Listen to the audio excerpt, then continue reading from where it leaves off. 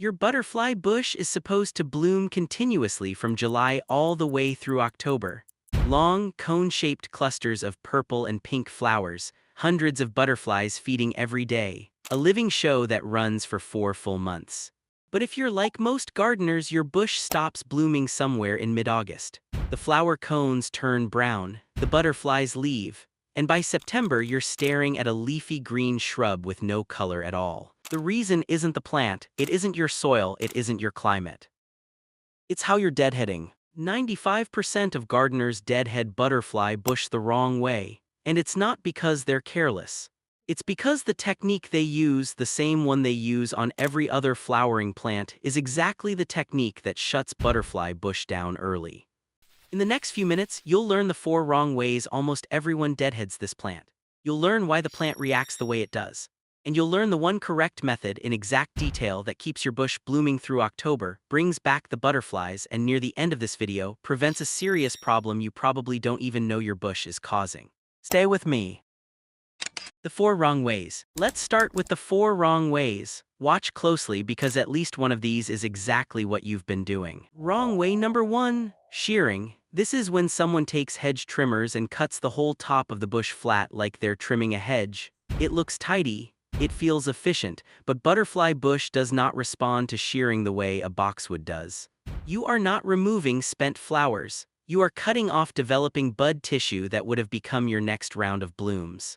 Wrong way number 2, only snipping the tips. This is when someone reaches up, grabs the very top of the spent flower cone and snips off just the brown part. The rest of the cone stays, the seeds stay. The message the plant receives is your job is done. It stops producing new flowers. Wrong way number 3, cutting too far back. This is when someone follows the stem down past the soft green growth and cuts into the thick, woody, older wood. The bush cannot push new blooms from old wood in mid-season. That cut is a dead end. The stem you just cut will produce nothing for the rest of the summer. Wrong way number 4, waiting too long. This is when someone knows they should deadhead but keeps putting it off. By the time they finally get to it, the flower cones have already turned brown, seeds have already dropped, and the plant has already switched from bloom mode into seed mode. Once that switch flips, it takes weeks to reverse. If you've done any of these, don't worry, you're about to fix it. Why it matters. To understand the correct method, you need to understand what butterfly bush is actually doing when it blooms. Unlike most flowering shrubs, butterfly bush does not have a fixed number of blooms per season. It is what gardeners call a continuous bloomer. As long as the plant believes it needs to keep producing flowers, it will, all the way from July to the first hard frost. Here is what triggers that belief.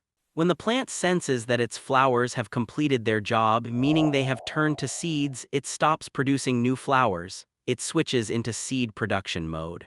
This is its natural end-of-season signal. Your job as a gardener is to prevent that switch from ever flipping, to keep the plant thinking week after week that it still has work to do. You do this by removing the spent flower cluster before it becomes a seed head, and by doing it in the specific way that leaves the next round of buds intact. Miss either half of that instruction, and the plant shuts down early. The correct method, peak.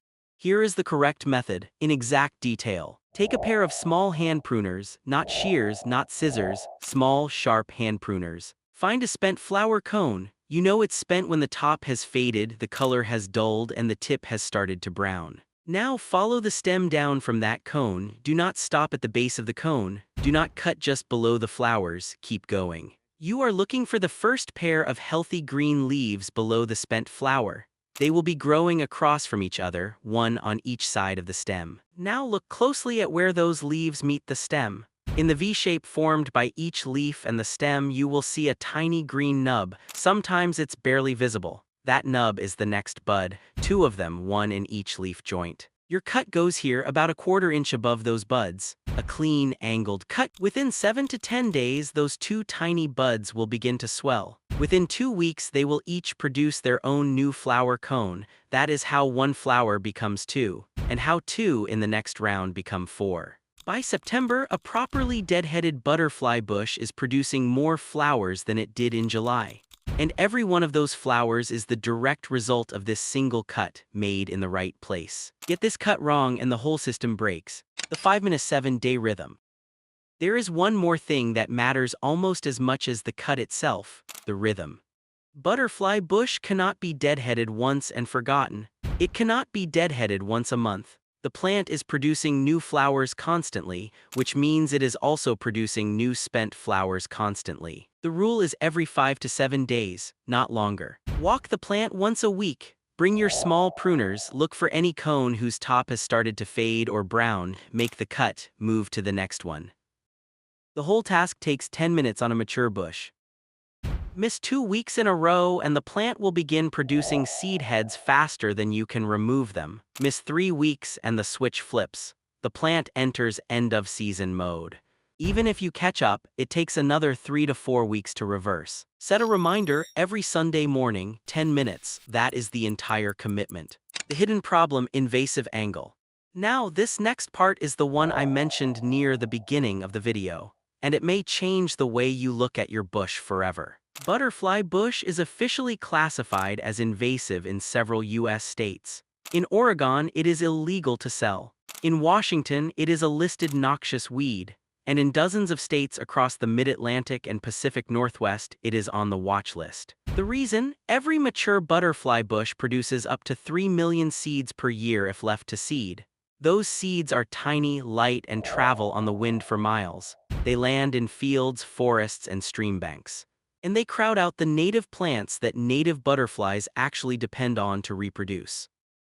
It's an ugly irony. The plant we grow to feed butterflies is displacing the very plants those butterflies need to lay their eggs on. Here is the good news: deadheading solves the entire problem. A properly deadheaded butterfly bush produces 0 seeds. Not a few, not almost none, 0, because you are removing every spent flower before it ever becomes a seed head. So the same technique that keeps your bush blooming through October also stops it from spreading. So let's put it all together. Stop shearing, stop snipping just the tips, stop cutting into old wood, stop waiting. Instead, do this. Follow the spent cone down to the first pair of healthy leaves, find the 2 tiny buds in the leaf joints, cut a 1/4 inch above them, clean and angled. Repeat every 5 to 7 days from July through the first frost. Do this, and your butterfly bush will bloom continuously for 4 full months. Your yard will be full of butterflies, and you will never contribute a single seed to the invasive spread that has quietly become one of the biggest problems in American landscaping. One cut in the right place every week. That is the entire secret. We'll see you in the next one.